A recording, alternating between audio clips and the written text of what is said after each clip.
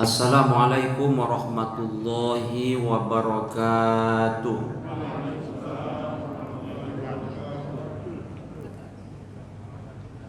Alhamdulillah, wassalatu wassalamu ala rasulillah.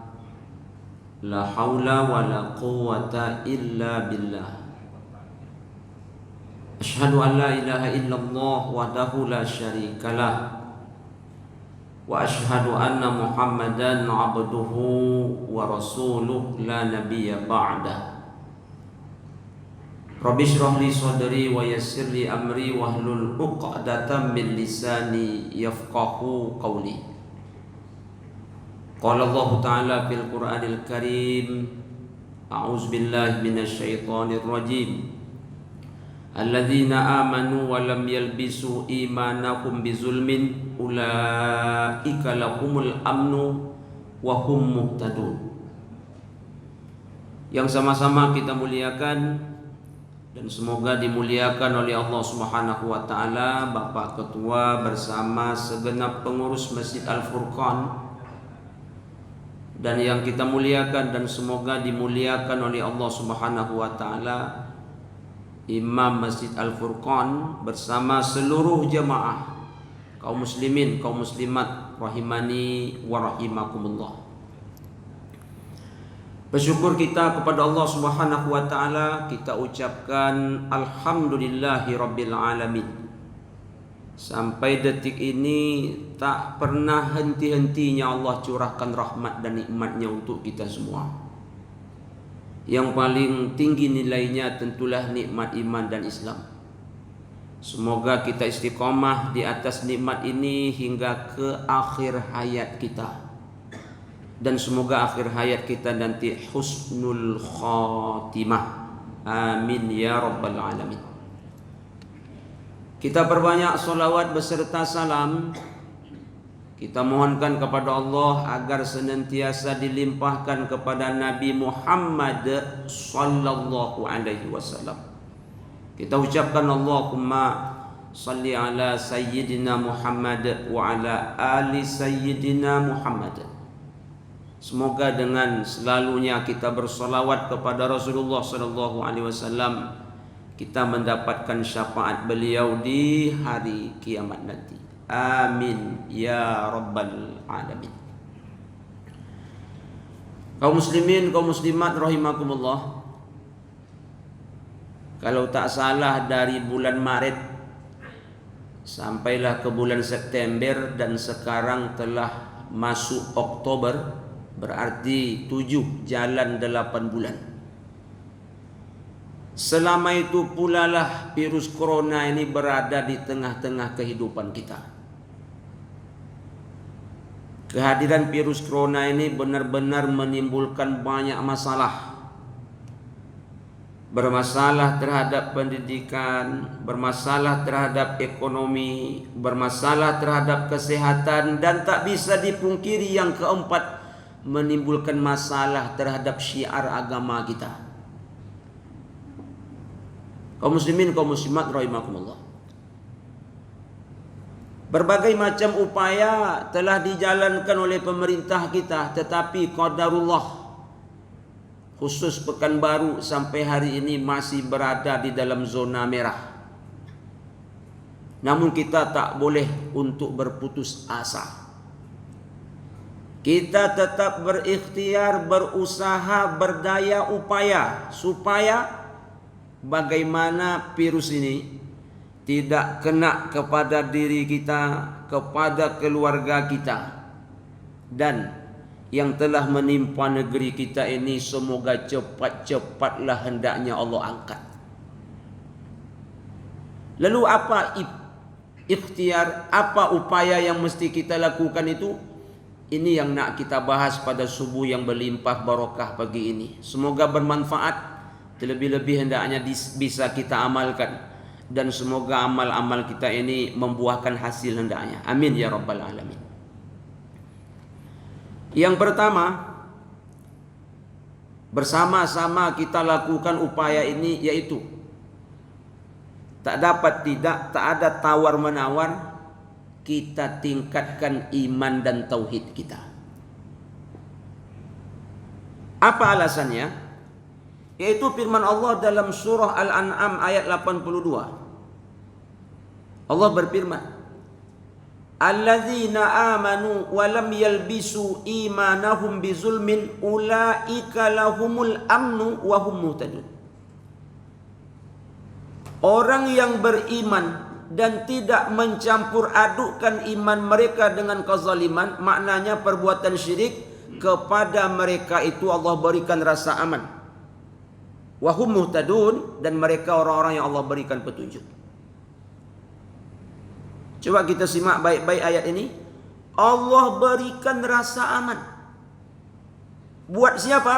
Buat yang beriman dan menjaga imannya itu dengan cara dia tidak menyekutukan Allah Subhanahu wa taala. Jemaah, iman, aman, ini bahasa Arab satu akar kata. Dan ini menunjukkan iman dan aman itu punya hubungan yang tak pernah bisa untuk dipisahkan. Apa hubungannya? Seseorang manakala dia beriman, Allah jamin keamanannya. Seseorang kenapa dia aman, itu tanda dia beriman. Ini teori Allah Subhanahu wa taala. Dan manakala seseorang benar imannya, akan lahirlah pribadi takwa. Manakala seseorang bertakwa, Allah yang jaga dia. Kalau Allah jaga dia, takkan ada yang bisa mencelakainya. Makanya ada hadis Nabi, ihfazillah yahfazuka, ihfazillah tajidhu tujahaka. Kau jaga Allah, Allah akan jaga kau. Kau jaga Allah, akan kau dapatkan Allah berada di hadapanmu. Pak Ustaz, apa Allah butuh penjagaan? Tidak, Allah Maha Kuat. Lalu apa maksud jaga Allah di sini?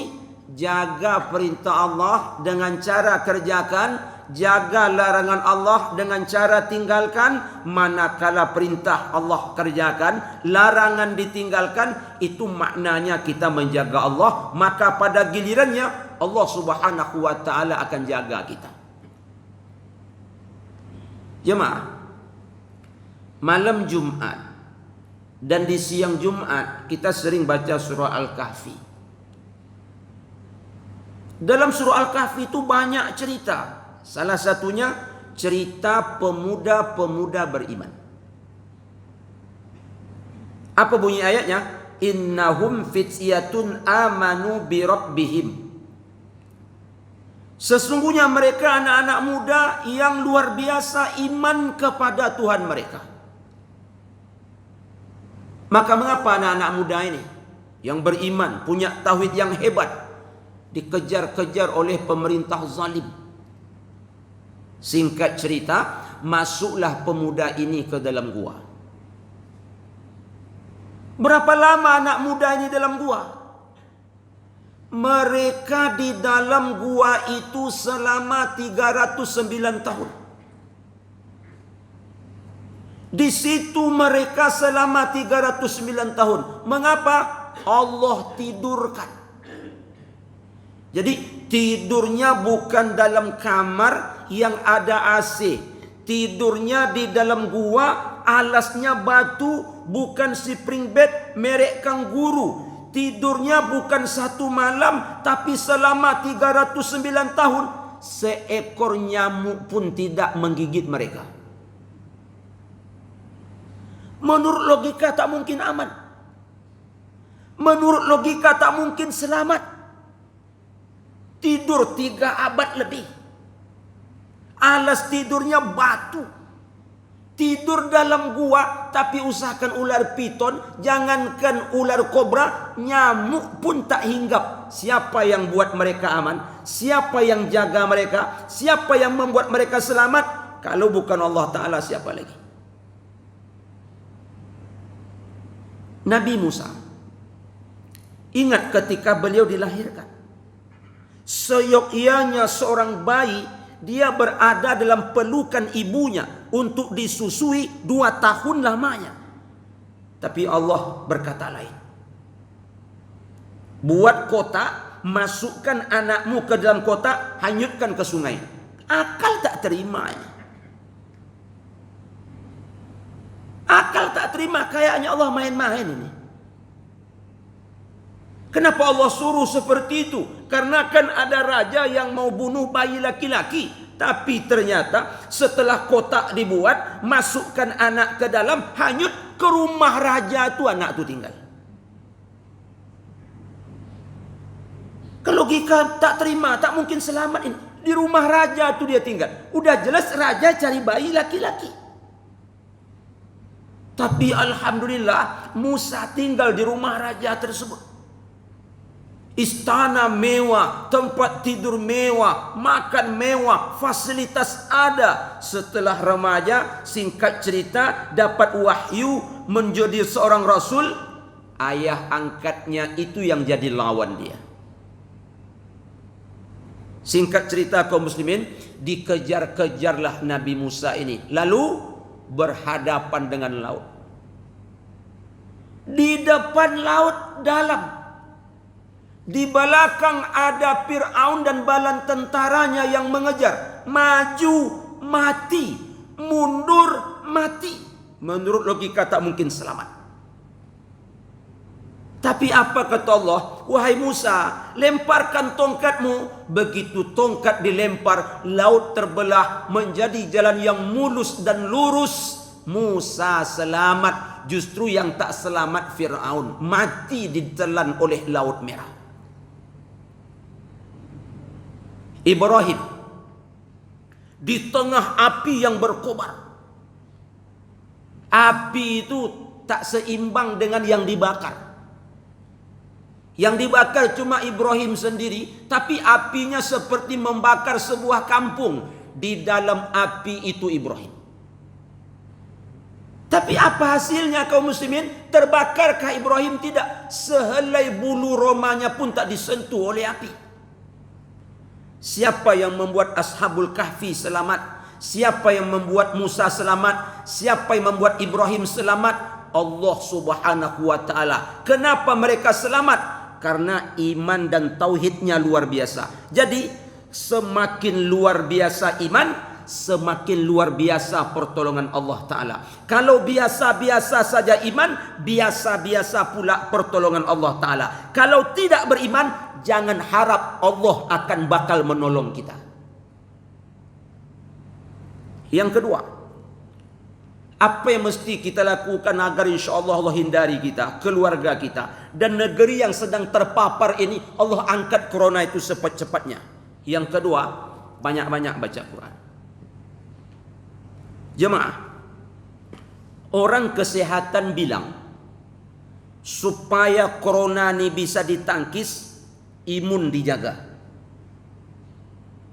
Macam mana cara menjaga imun? Satu, jangan lupa konsumsi madu. Kemudian apa lagi? Vitamin C. Lalu apa lagi? Sayur mayur. Dan jangan lupa olahraga. Betulkah itu? Betul. Tapi jemaah, ternyata imun ini sangat bergantung kepada ketenangan batin. Apa maknanya? Makin tenang batin seseorang, makin hebat imun seseorang. Tapi apabila seseorang depresi, resah gelisah, gundah gelana, stres, imun bakal menurun. Walaupun 3 liter madu dia minum. Walaupun 2 kilo jeruk dia makan. Walaupun berikat-ikat sayur kangkung dan bayam yang dia makan, tapi dia stres, depresi, dia tak tenang, imun bakal menurun. Jadi kalau begitu seimbangkan. Sayur ya juga, vitamin C ya juga, madu ya juga, yang terlebih Al-Quran iya juga. Apa hubungan Al-Quran dengan corona Pak Ustaz? Dengarkan Allah berfirman. Surah Al-Isra 82. Wa nunazzilu minal Qur'an ma huwa syifa. Dan kami turunkan di antara ayat Al-Quran sebagai obat. Allah tak sebutkan dalam ayat ini dawa, tapi Allah sebut syifa. Lalu apa beda dawa dan syifa? Oh, jauh bedanya. Kalau dawa itu obat untuk jasmani. Bodrek, Konimek, Stopkol, Prokol itu dawa untuk mengobat penyakit jasmani. Tapi dia tak bisa mengobat rohani. Hebatnya dalam ayat ini Allah memakai kata syifa. Apa itu syifa? Dia obat untuk jasmani sekaligus obat untuk rohani. Itulah dia mulai juz 1 sampai juz 30 berjumlah 114 surah. Sebenarnya jemaah, di luar pandemi pun kita tetap baca Quran. Apalagi saat pandemi ini. Tentu niatnya karena Allah Subhanahu wa taala. Di samping itu hendaknya Allah tolong kita. Lalu bagaimana caranya Pak Ustaz? Paling tidak kita baca 1 juz 1 hari. Tapi saya yakin jemaah sudah jalankan. Andai kata belum, kita start mulai hari ini. Tak lama 1 juz, sekali duduk setengah jam, paling lama 45 menit, selesai 1 juz. 10 lembar, setengah jam selesai. Kalau kita mulai hari ini, mulai dari juz 1. Jangan langsung juz 30, cepat khatamnya. Juz 1 mulai.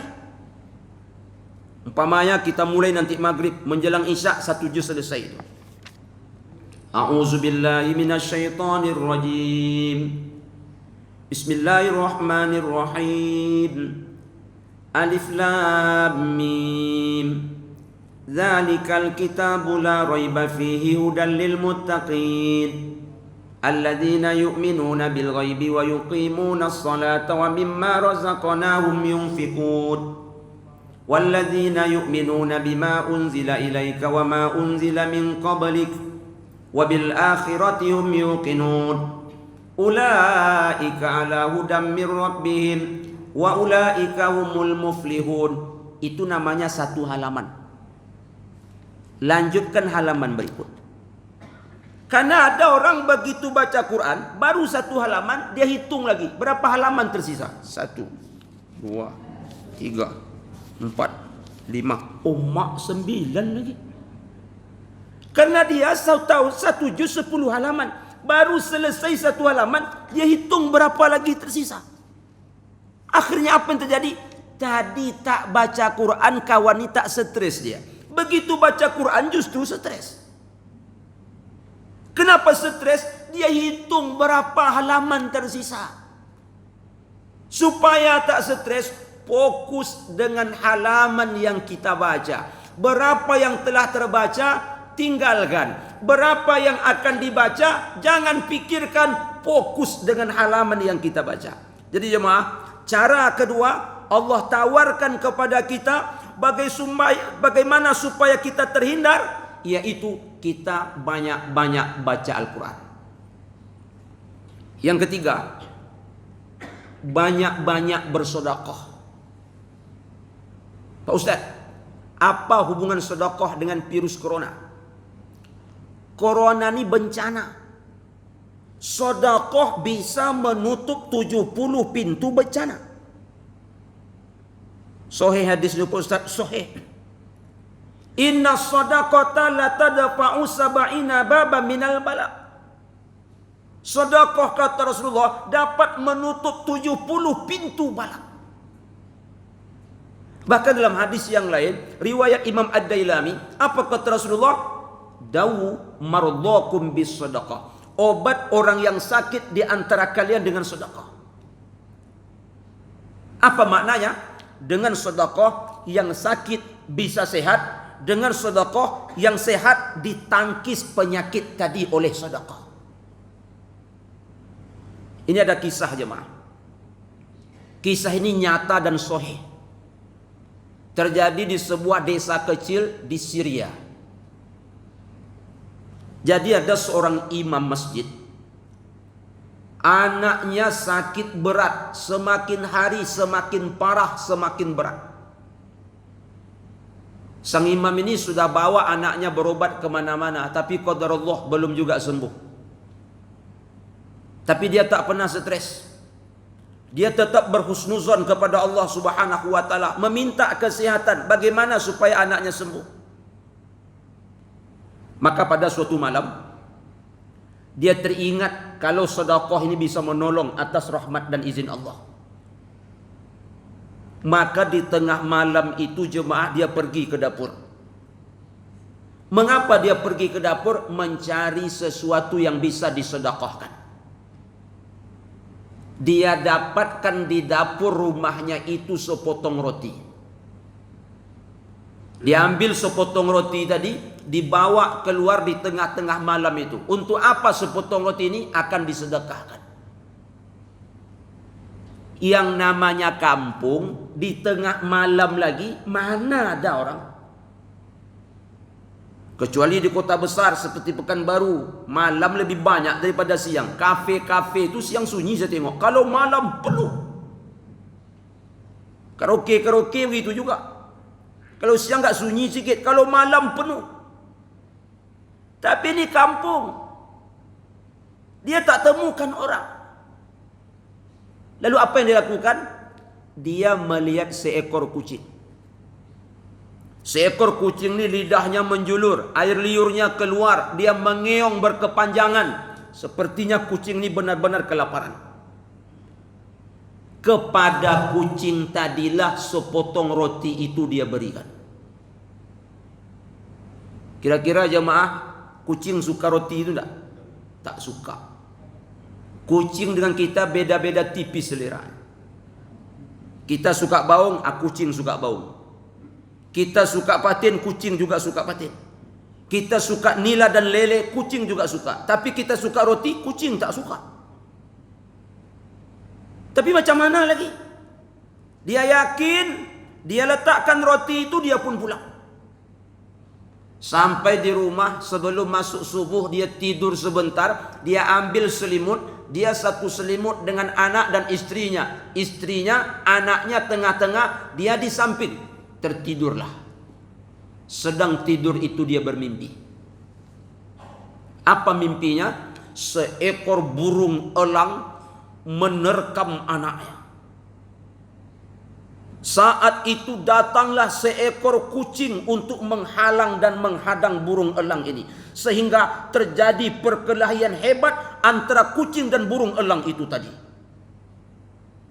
Alhamdulillah kucing itu menang, burung elang itu kalah. Dia pun tersentak. Siapa yang paling pertama kali dia pegang? Anaknya. Tapi begitu dia pegang anaknya, alhamdulillah anaknya sudah mulai sembuh. Anaknya sudah mulai sehat. Beberapa hari setelah itu benar-benar sehat. Teringat dia, kucing yang kutolong ini mungkin menjelma sebagai malaikat Allah yang untuk menyelamatkan anakku. Kepada dia bersedekah kepada kucing. Apalagi kita bersedekah kepada abang adik kita yang betul-betul membutuhkan. Bersedekah kepada kaum muslimin yang betul-betul membutuhkan. Maka sedekah itu menutup 70 pintu bala. Sedekah menembuhkan penyakit. Yakinlah jemaah, orang ahli sedekah nanti di akhirat membawa semua pahala. Maknanya begini, orang baca Quran, dia bawa pahala baca Quran. Orang rajin salat, dia bawa pahala salat. Orang berilmu, dia bawa pahala ilmu. Ahli sedekah memborong semua pahala. Kok bisa? Dia berimpak di Al-Furqan. Pernah bangun Masjid Al-Furqan, beli angkir, beli semen, salat orang di situ, orang sedekah mendapat pahala salat. Ada pesantren dibangun, lalu dia ikut nyumbang, belajarlah orang di situ, yang belajar jadi ulama, orang sedekah dapat pahala ilmu. Lalu apa lagi? Orang sedekah mendapat pahala baca Al-Quran, dia pernah berwakaf Al-Quran. Al-Quran yang diwakafkan dibaca, dia dapat pula pahala baca Al-Quran. Makanya ketika orang puasa, kita disuruh untuk memberi berbuka agar dapat pahala puasanya.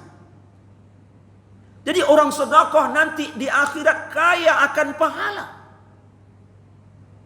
Kaum muslimin, Ini cara ketiga yang ditawarkan oleh agama kita, bagaimana kita terhindar dari virus ini. Yang keempat, apalagi banyak-banyak berzikir. Zikir pagi setelah subuh, zikir petang setelah asar.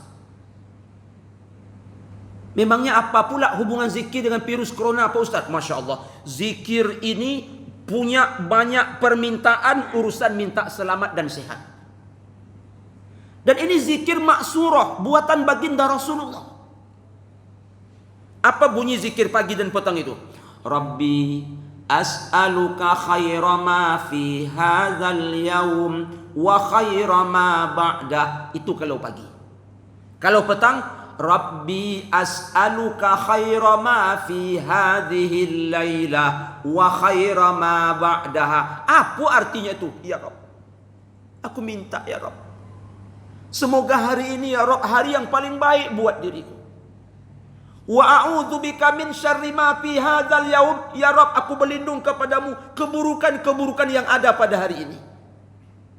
Keburukan apa yang ada sekarang? Keburukan virus corona, aku berlindung kepadamu ya Rabb. Kita baca setiap pagi, kita baca setiap petang, yakinlah wahai saudara.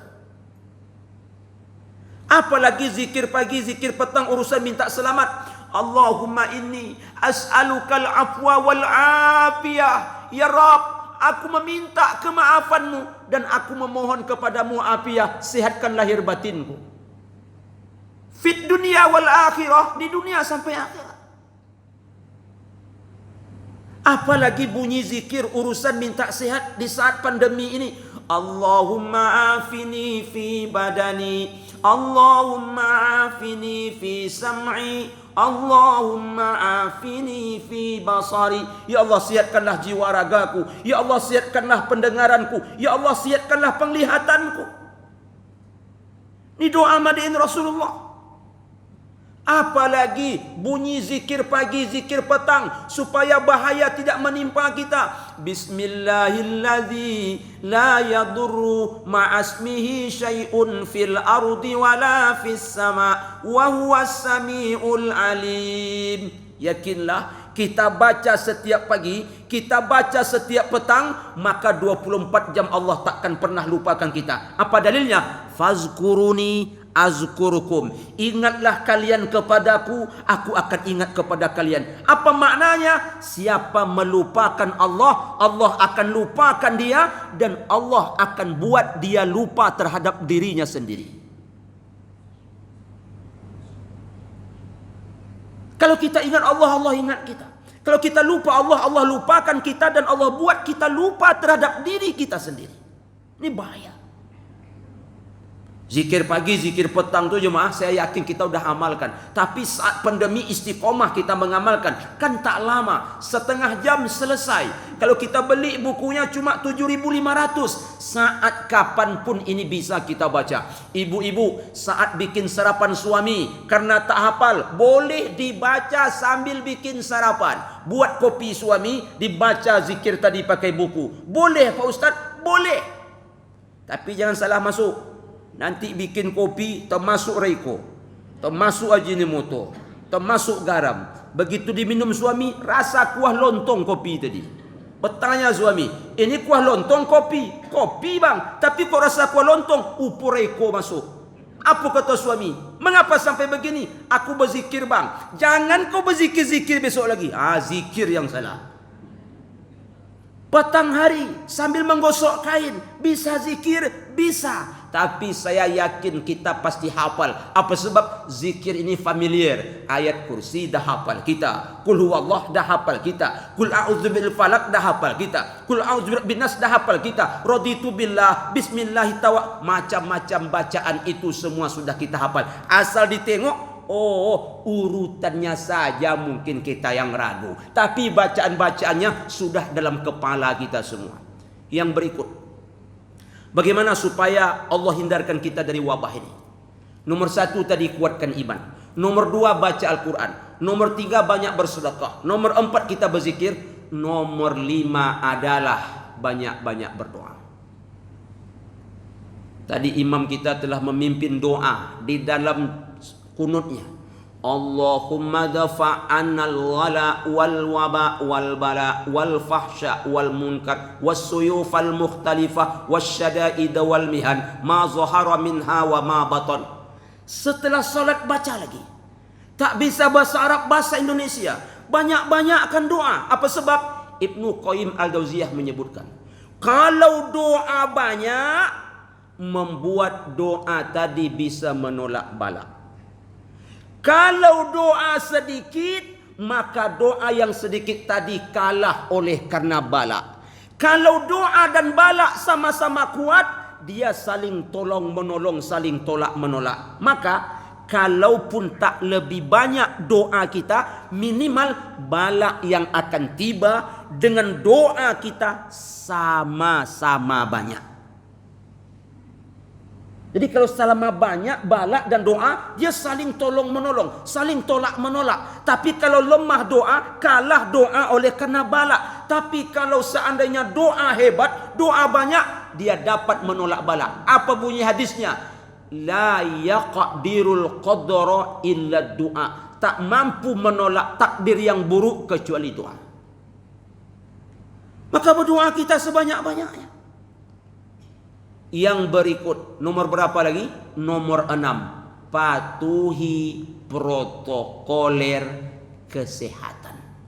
3P, 3J. Jadi nomor 1 sampai nomor 5 jalankan.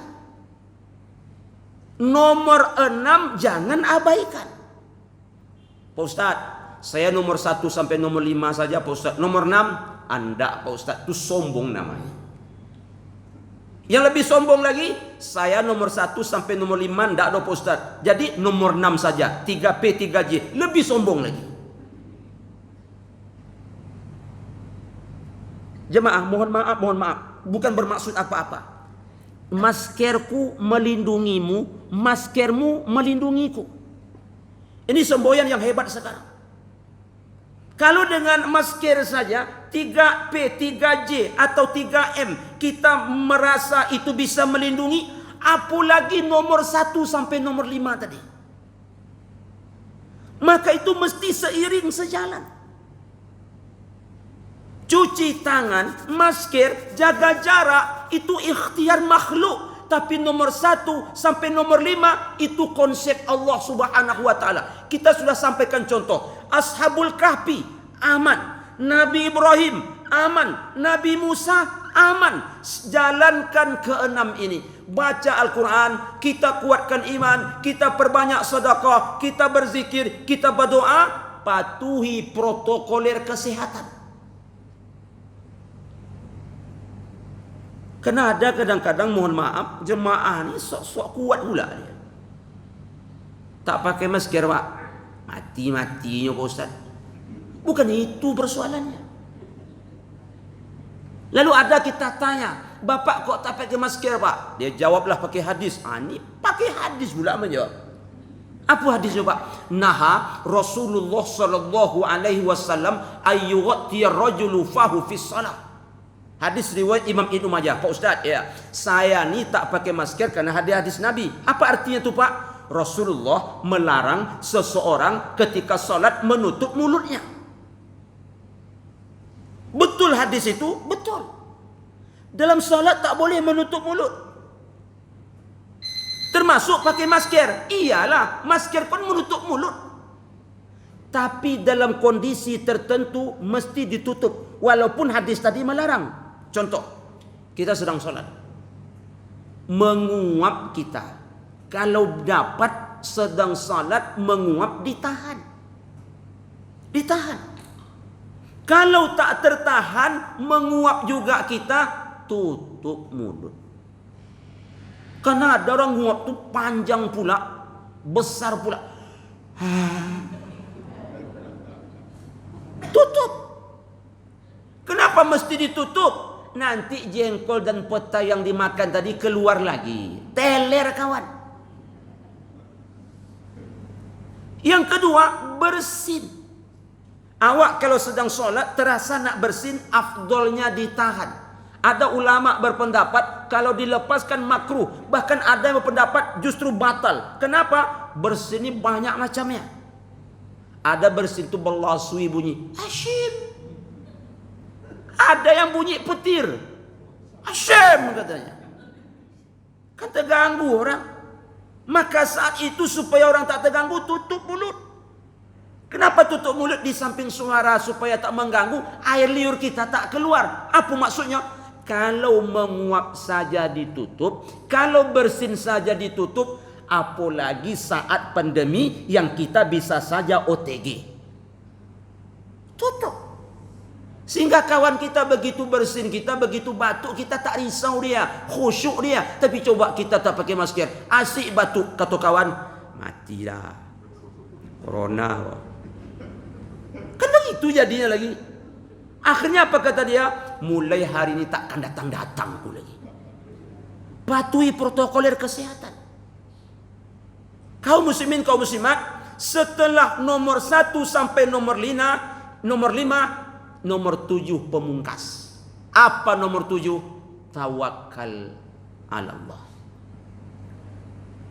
Udah kita jalankan nomor 1 sampai nomor 6 tadi. Nomor 7 tawakal ala Allah. Serahkan kepada Allah.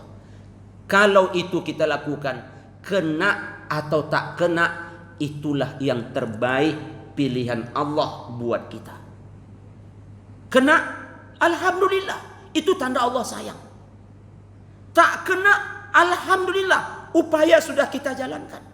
Makanya orang beriman ini jemaah, solusi Allah buat dalam hidupnya sebanyak-banyaknya. Makanya ada hadis Nabi, ajaban li amril mu'min, menakjubkan orang beriman. Walaisa zaka li ahadin illa li mu'min. Itu tak terjadi kepada orang beriman. Mengapa orang beriman? In asabathu sarra syakar fakana khairallah, wa in asabathu dara sabar fakana khairallah. Dapat kesenangan, dia bersyukur, aman. Dapat musibah, dia sabar, aman.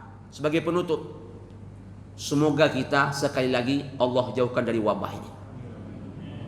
Kenapa? Karena wabah ini kalau kena sama kita, saya tak tahu ceritanya bagaimana. Konon katanya masuk ke rumah sakit tak boleh ditengok itu pasien. Betul Pak? Tak boleh ditengok. Padahal saat sakit kita butuh orang datang menengok. Dan itu hadis Nabi. Hakul muslimi alal muslimi khamsun. Hak muslim kepada muslim yang lainnya ada 5. Salah satunya, sakit saudara kita kunjungi. Sakit kita saudara kita mengunjungi. Apa sebab? Mengunjungi orang sakit, di samping banyak pahala, memberi semangat kepada dia. Sabar wahai saudaraku. Sakitmu ringan. Sabar wahai saudaraku. Semoga kau sehat. Tapi kalau corona katanya tak boleh ditengok, siapa yang nak kunjungi kita? Siapa yang akan mengatakan kepada kita, sabarlah engkau? Siapa yang mengatakan kepada kita, wahai saudaraku, ini penyakit tak seberapa? Siapa? Yang paling hebat lagi, saat sakit berat, kita butuh orang datang untuk apa? Membisikkan ke telinga kita kalimah La ilaha illallah. Corona tak boleh ditengok, siapa nak membisikkan kalimah itu ke telinga kita? Mohon maaf, bukan maksud merendahkan. Iman-iman model kita butuh bimbingan ketika nak menghembuskan nafas terakhir. Andai kita kena penyakit ini, siapa yang nak membisikkan kalimah itu ke telinga kita? Sebab saat akan meninggal dunia, setan habis-habisan menggoda kita supaya kalimah itu tak bisa kita ucapkan. Kita sendiri, kita butuh anak, cucu, menantu menengok kita sudah sakarat. Apa katanya? La ilaha illallah, la ilaha illallah. Semoga kita tak kena virus itu. Tapi kalau sekarang kita ucapkan, Pak Ustadz, tak bisa pula. Nanti pas sarapan, apa kata suami ke istri? Ikutnya. La ilaha illallah. Apa kata istri? Abang minta ya yang mati ya. Atau nanti malam gantian pula. Apa kata istri kepada suami? Ikut Pak. La ilaha. Kalimat tak salah, tempatnya tak tepat. Kaum muslimin, kaum muslimat, semoga Allah jauhkan keluarga kita. Allah jauhkan keluarga kita. Allah jauhkan kita. Dan yang telah terpapar oleh kena corona ini, semoga cepat-cepat Allah angkat. Allah yang akan membuat itu semua selesai. Tapi ingat, tergantung kepada kita. Paling tidak, kalaupun lama lagi hilangnya, Andai-andai jelek kita nih, semoga dia sekali lagi tidak menimpa diri dan keluarga kita. Amin ya rabbal alamin. Baik Bapak Ibu jemaah, temakan sedikit waktu syuruk. Namun sebelum masuk isyraq untuk salat, kalau ada Bapak Ibu yang mau bertanya, kita persilahkan. Kalau dapat kita jawab. Kalau tidak, wallahu a'lam bissawab. Baik Bapak Ibu, silakan. Kalau tidak ada nih Ustaz, sedikit aja. Silakan Pak. Teringat tadi yang di ujung usia Ustaz ini. Siapa yang membimbing kita kalau kita memang menghadapi sakaratul maut di kondisi Covid ini? Iya. Jadi mohon juga Ustaz, ke ulama lain sampaikan lewat ulama lah, majelis ulama, sampaikan ke pihak rumah sakit misalnya. Dan memang dilihat kondisi pasien memang sudah parah, itu harus ada yang membimbing. Harus lakinu ala mautakum, kata Rasulullah. Terus Pak. Bisa begitu Ustaz. Jadi dengan benar tadi kita bukan takut ya, tapi akhirnya Ustaz jelaskan menghadapi sakaratul maut di ujung ayat kita dan corona ini. Jadi rumah kita ya Ustaz. Itu aja Ustaz. Terima kasih Ustaz. Bapak Ibu, saya ingat Imam Ahmad bin Hambal ketika mau menghembuskan napas terakhir. Imam Ahmad bin Hambal, Imam Hambali, imam keempat dari imam mazhab ini. Begitu akan menghembuskan napas terakhir, datanglah anaknya Abdullah. Apa kata anaknya? Sebenarnya Abdullah tak perlu repot-repot mengajarkan kalimah ini ke ayahnya, kan begitu. Imam mazhab, hafal ratusan ribu hadis. Ini ulama besar. Anaknya harusnya tak perlu ajarkan betul lah. Ayahku tu dah mantap tu dah. Kira-kira begitulah. Tapi oleh Abdullah tetap La ilaha illallah. Kenapa diajarkan? Nabi nyuruh lakinu ala mautakum. Ajarkan kepada orang yang mau mati itu kalimah la ilaha illallah. Kenapa? Saat sakarat itu setan habis-habisan goda kita Bapak Ibu jemaah. Dan itu detik-detik menentukan. Detik-detik menentukan betul. Tapi ketika itu Imam Ahmad bin Hambal menggelengkan kepalanya. Dia berkata, tidak. Tapi Abdullah terus, la ilaha illallah. Imam Ahmad, tidak. Setelah dia siuman, lalu bertanya anaknya, kenapa ayah tidak mengucapkan kalimah itu tadi? Kenapa ayah tak mau? Bukan ayah tak mau. Tapi setan saat itu menggoda ayah. Dia katakan kepada ayah, wahai Imam Ahmad, engkau orang yang paling hebat. Sempat ayah katakan benar, ayah sombong berarti. Jadi ayah mengatakan tidak tadi adalah melawan setan. Dia bilang, engkau hebat. Ayah bilang, tidak. Kita tak sampai level Imam Ahmad bin Hambal. Makanya pihak-pihak rumah sakit, kalau ada dokter-dokter di sini, sampaikan ke kawan-kawan khusus yang merawat pasien Covid saat sakarat, tolong bertanggung jawab, ajarkan kalimah ini ke telinga calon yang mati. Kita bukan nabi. Nabi Muhammad iya. Nabi Muhammad pun ketika akan meninggal dunia itu sakarat jemaah. Sakarat. Kita usahakan saat sakarat sedang normal saja, digoda setan, hilang kenormalan kita. Sedang normal kita digoda setan, hilang akal sehat kita. Apalagi saat sakarat, dia datang menggoda. Bayangkan, kita haus, dia bawa air. Kita lapar, dia bawa makanan. Datang pula dia mirip-mirip dengan orang yang kita cintai, tapi telah berpulang ke rahmatullah. Mati Yahudiyah, mati Nasraniyah, masuk surga kita. Allahu Akbar, ini tantangan hebat dan berat. Butuh bantuan kita waktu itu. Ada sanak famili mengucapkan ke telinga kita, la ilaha illallah, la ilaha illallah, la ilaha illallah. Nabi saja saya bilang tadi, apa kata beliau? Innal mauta la sakarat. Mati itu sangat-sangat ada sakaratnya. Makanya Nabi meminta kepada Aisyah semangkuk air, lalu diambil air tadi, diusapkan ke kepalanya. Nabi ketika itu tentu mengucapkan la ilaha. Ini Nabi. Maka kaum muslimin, kalau ada keluarga kita yang kena, semoga Allah tidak kenakan. Kalau ada pesan-pesan sama dokter tersebut, kalau kami tak boleh menengok, tolong ajarkan kalimah itu. Dan kalau ada keluarga kita umpamanya yang kena, bekali dia dengan, bukan hanya dengan madu, bukan hanya dengan buah-buahan, kasih sama keluarga itu Quran, kasih sama dia zikir, supaya apa? Saat dirawat tadi dia berzikir, dia baca Quran, tentunya di samping dia konsumsi madu dan segala macam lainnya. Wallahu alam. Semoga sekali lagi Allah jauhkan kita dari wabah ini. Amin ya rabbal alamin. Ada yang lain Bapak Ibu, silakan. Baik, kalau tidak ada lagi, kita ada lagi Pak? Baik, kita tutup dengan doa kafaratul majlis. Subhanakallahumma rabbana wa bihamdika asyhadu an la ilaha illa anta astaghfiruka wa atubu ilaik. Billahi taufiq wal hidayah. Wassalamualaikum warahmatullahi wabarakatuh.